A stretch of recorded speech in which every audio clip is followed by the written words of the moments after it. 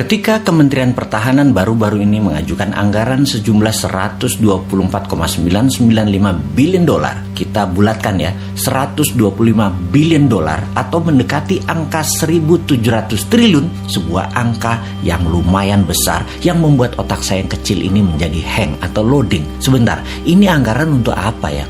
Beli senjata atau bikinan senjata dalam negeri nih? Grand Plan pertahanan negara arahnya bedil-bedilan atau model Tiongkok, menaklukkan negara lain tanpa bedil, pakai smart dan soft power, bukan hard power. Kita semua tahu hard power itu old mind, kuno, harus dikombinasi dengan soft dan smart power, model Tiongkok lah. Beli pejabat negara lain, kasih pocket money, kasih pinjaman lunak, dibangunkan apapun yang sifatnya jangka panjang dan seakan penting di negara tersebut. Misalnya nih ya, negara tetangga kita banyak tuh pejabatnya yang kena strategi smart powernya Tiongkok. Rakyatnya kemudian dinina-bobokkan dengan narasi. Dan untuk negara kita yang pejabatnya NKRI garis lucu semua, hanya ketawain negara tetangga itu.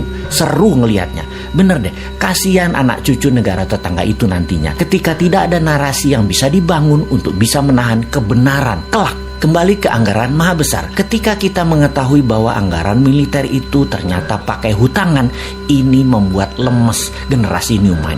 Lah, nanti yang bayar siapa? Ini multi years loh nyicil hutangannya. Bener deh, ini harus dipertanyakan bukan hanya Kofadis Departemen Pertahanan, juga pertanyakan mau bangun militer 1.700 triliun dengan ngutang segede APBN Indonesia dalam 1 tahun itu, kita baliknya dapat apa? Sekarang aja utangnya sudah 6.500 triliun, ditambah BUMN yang minusnya banyak, PLN minus, KAI minus, Garuda minus, serta banyak lagi yang angkanya bikin gemeter new mind. Kalau old mind sih nggak gemeter, karena memang mindsetnya bisanya ngutang. Biasa itu ngutang bagi mereka. Oke, kita yang bodoh ini mau nanya, ini arah militer Indonesia mau kemana ya? Kita tanya, anggap semuanya buat beli alat utama sistem pertahanan, alutsista. Ini kita mau defense, mau bertahan atas serangan dari negara mana? Apa bentuk serangannya mereka emangnya? Sehingga beli penangkisnya apa? Oh, oke, kita mungkin mau menyerang. Mau menyerang siapa? Wilayah mana yang mau diserang? Yang mau ditaklukkan? Papua Nugini, Pasifik Selatan,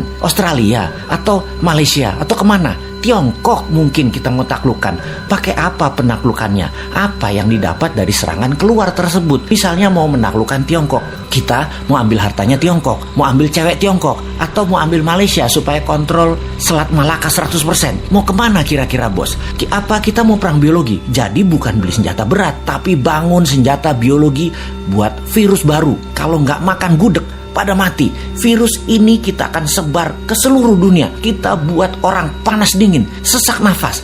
Tapi begitu makan gudeg, sembuh. Kita siapkan gudegnya. Agen-agen di seluruh dunia, negaranya kita kendalikan. BPOM di negara lain kita mainkan agar gudeg lulus BPOM mereka. Dan makanan lain yang mirip-mirip gudeg gak dapat izin BPOM di negara lain tersebut. Kemudian kita sebar lagi virus lainnya lagi, yang obat penangkalnya rawon. Kemudian virus yang obat penangkalnya empek-empek, nasi padang, dan lain sebagainya. Nah, kalau perangnya begini saya dukung dah. Atau kita beli HARPS, kita ubah cuaca, kita bikin Papua ada salju agar Indonesia ada 4 musim. Di Indonesia bagian timur, di Maluku, Nusa Tenggara, Papua ada salju. Bayangkan di Maluku dan Nusa Tenggara ada salju, ada pantai. Keren abis. Di Papua akan ada ski resort banyak. Kayak di Swiss. Gila nih Indonesia kerennya. Sementara di Indonesia bagian barat dan tengah seperti biasa, hanya 2 musim. Lupa, ada musim pilkada sama pilpres ya, sama musim duren. Maaf gak kehitung. Tapi ini tapi loh ya, saya ini yang bodoh ngaku pinter Nan Sontoloyo selalu curiga kalau ada anggaran multi years sampai jabatan selesai masih ada kewajiban yang ditanggung renteng. Maksudnya begini, di akhir masa jabatan presiden sebelum ini ada juga lembaga yang last minute kira-kira 2 tahunan terakhir masa jabatan beli alat-alat multi years sampai 10 tahun ke depan. Sehingga Sehingga pejabat di Presiden baru Pak Jokowi periode 1 departemen itu anggarannya hanya untuk membayari utangan dari kebijakan multi years pejabat sebelumnya. Bahkan sampai sekarang masih nyicil, sehingga departemen itu kering sekarang.